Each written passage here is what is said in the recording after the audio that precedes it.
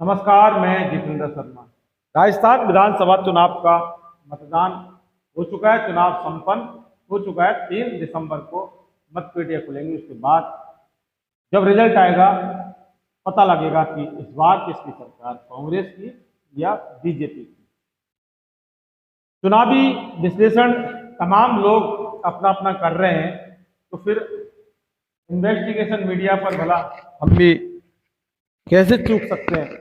जो हमारी समझ होगी वो हम आपको बताएंगे। जब वसुंधरा राजे सिंधिया को टिकट देश के प्रधानमंत्री नरेंद्र मोदी या भारतीय जनता पार्टी के आलाकमान ने नहीं दिया, और तब पहली लिस्ट जारी होने के बाद जब पता लगा कि 50 से 60 बागी हो सकते हैं, तो फिर यानी कि जो बागी का मतलब जो नाराजगी जताई जा रही थी वसुंधरा राजे सिंधिया के समर्थकों को लेकर, और कब कौन जो लगातार मोर्चे खोले जा रहे थे, तो कुल मिलाकर 50 से 60 का आंकड़ा लगाया जा रहा था। उसके बाद फिर स्थिति को देखते हुए वसुंधरा राजे सिंधिया को आला कमान ने यानी कि मोदी जी ने टिकट दे दिया। तो टिकट बंटवारे का काम करता थी आरएसएस, लेकिन इस बार आरएसएस को हाशिया पर छोड़कर साइड पे कर मोदी ने अपने हाथ में पूरा जिम्मा लिया।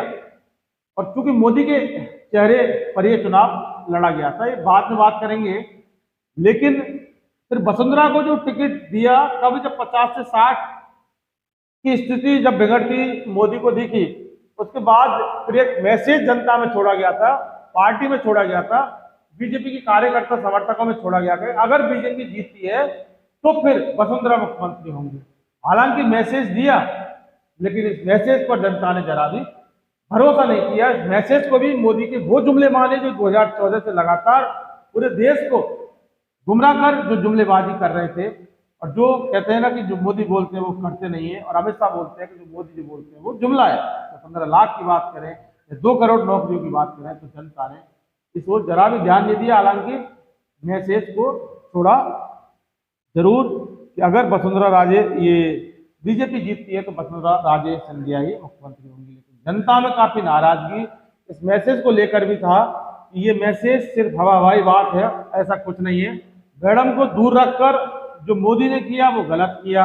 और वहीं मुसलमान लोग हैं, उनमें भी काफी नाराजगी इस चीज को लेकर दिखी थी, क्योंकि वसुंधरा राजे मैं फिर यही बोलता था कि राजस्थान भारतीय जनता पार्टी की, बीजेपी की आन बान शान मर्यादा है, और वो एक बहुत बड़ी नाक है। तो इस बार बहुत बड़ा नुकसान मोदी को और भाजपा को राजस्थान में सिर्फ इस वजह से उठाना पड़ेगा कि उन्होंने वसुंधरा राजे सिंधिया को दरकिनार किया, उनको दूर रखा। और एक बात यह भी देखी जा रही है, अगर बीजेपी जीत जाती है तो क्या फिर वसुंधरा राजे सिंधिया को भारतीय जनता पार्टी में कौन सा कद और कौन सा पद दिया जाएगा।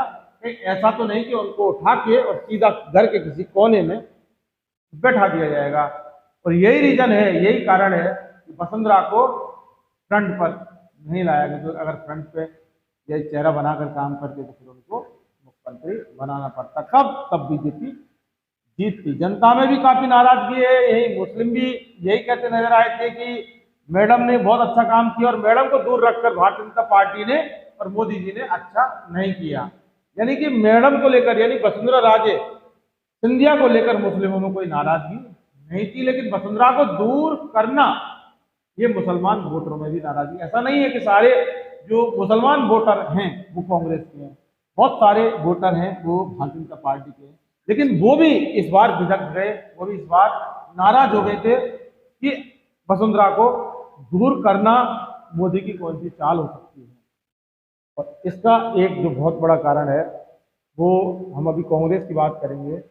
और ऐसा नहीं है कि भारतीय जनता पार्टी में भी इस तरह के हालात हैं, कांग्रेस के अंदर भी बहुत खराब हालात रहे हैं। कि जब पहले गुर्जर समुदाय की, जो गुर्जर जाति के लोगों ने एक मुश्त वोट दिया था कांग्रेस को, सचिन पायलट थे, कि 12 सीटों में से 9 सीटों पर जीत दर्ज कांग्रेस ने की थी।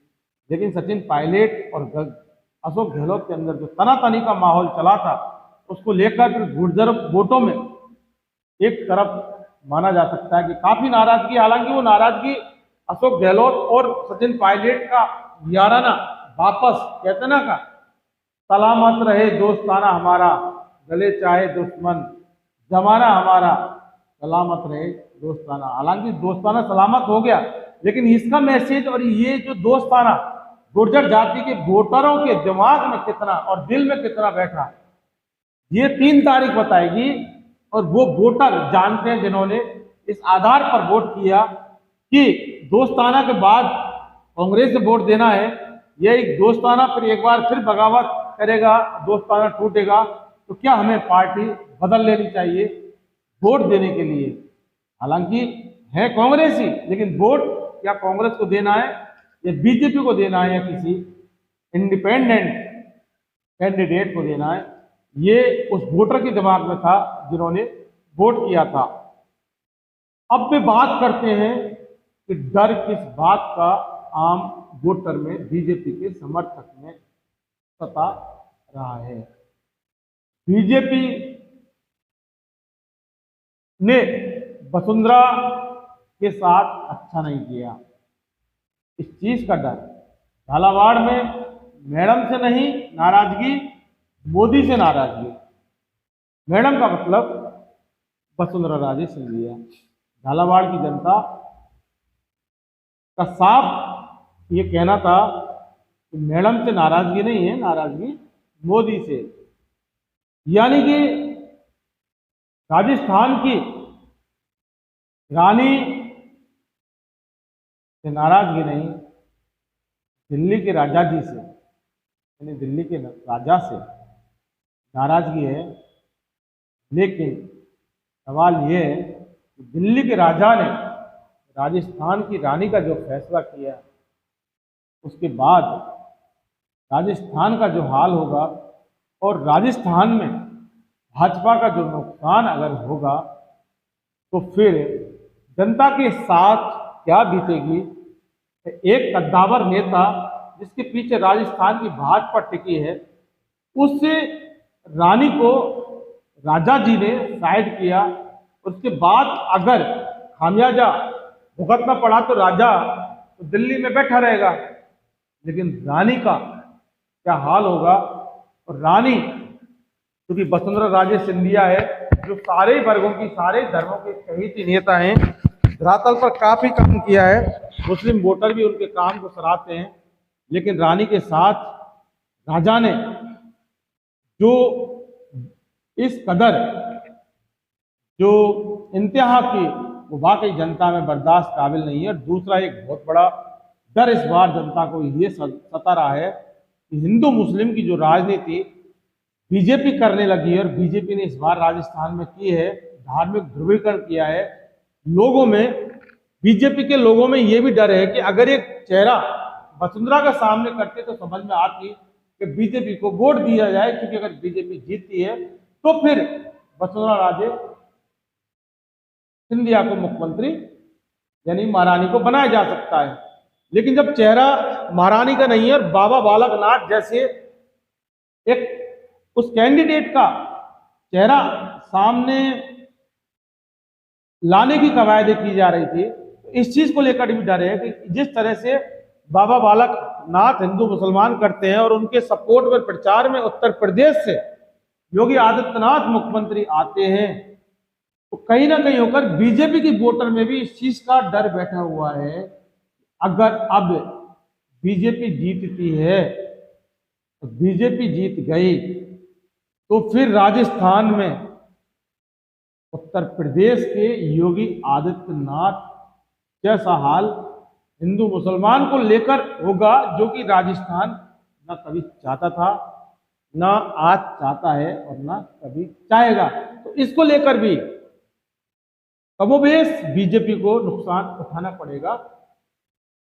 इसलिए भी बीजेपी की जो वोटर हैं उन्होंने शायद वोट नहीं की होगी, इसलिए भी कुछ लोगों ने, बीजेपी के लोगों ने ही बीजेपी को वोट नहीं किया, क्योंकि बाबा बालकनाथ और वसुंधरा राजे सिंधिया, दोनों की विचारधारा में बहुत बड़ा अंतर है, दोनों की सोच में और दोनों के फैसलों में बहुत बड़ा अंतर है। और चूंकि मोदी जी ने, क्योंकि धार्मिक ध्रुवीकरण और हिंदू मुसलमान को लेकर ही राजस्थान का चुनाव लड़ना था, इसीलिए क्योंकि वसुंधरा राजे सिंधिया कभी ना हिंदू मुसलमान किया और ना आगे कभी करेंगे, इसीलिए बाबा बालकनाथ और हवा महल से बाल मुकुंद आचार्य महंत आचार्य को उतारा, लेकिन इनमें जो बड़ा चेहरा बाबा बालकनाथ का रखा। यही कारण है कि अब पेटियां बंद हो चुकी हैं, लेकिन ये एक जो सर्वे और जो आंकड़ा जो निकल कर आ रहा था, इसको बताना आपके सामने जरूरी था, क्योंकि 3 दिसंबर तक अब जो राजनीतिक समीकरण और जो सियासी समीकरण क्या कहते हैं, किसका मत किसकी तरफ था, ग्राउंड में क्या था, हमने क्या देखा, जनता ने क्या कहा, और जो सर्वे है वास्तविक गोदी मीडिया के सर्वे क्या कहते हैं और धरातल के सर्वे क्या कहते हैं, कि हम धरातल की बात कर रहे हैं, जो वाकई ऐसा हुआ और ऐसा हमने देखा, वो हम आपको हमारे चैनल के मार्फत बता रहे हैं। हालांकि हम सोशल मीडिया हैं, भरोसा करना नहीं करना आपका काम है, लेकिन ये वास्तविकता है कि राजस्थान की जनता और राजस्थान की आवाम नहीं चाहती कि हिंदू मुसलमान हो, और हिंदू मुसलमान के नाम पर वोटिंग यहाँ कोशिश की गई, लेकिन कहीं ना कहीं होकर इसी बीजेपी की वोटर में इस चीज को लेकर ये नाराजगी थी, मैडम को चेहरा क्यों नहीं रखा। बहरहाल दोस्तों, आपने अगर हमारा इन्वेस्टिगेशन मीडिया चैनल सब्सक्राइब नहीं किया तो फौरन कर लीजिए, नीचे बेल आइकन जैसी घंटी को जरूर दबाइए, जिससे कि हमारे तमाम वीडियो आपके पास तुरंत नोटिफिकेशन के द्वारा पहुंच सके और हमारी आर्थिक मजबूती प्रदान करें, हमारी स्वतंत्र पत्रकारिता का आप जरूर सहयोग करें। जो भी करें, लेकिन करें जरूर, क्योंकि आप हमें अगर मजबूती दोगे तो फिर हम मजबूत बनेंगे, और जब हम मजबूत बन गए तो हम वो ताकत सोशल मीडिया की बनेंगे जिसके सहारे आज जो वास्तविकता आपको देखने को मिलती है, उसका अगर कोई मुख्य स्रोत है तो सिर्फ सोशल मीडिया, जिस पर भी हम अपने विचार रखते हैं और आपको अपडेट पल पल की करवाते रहते हैं। नमस्कार।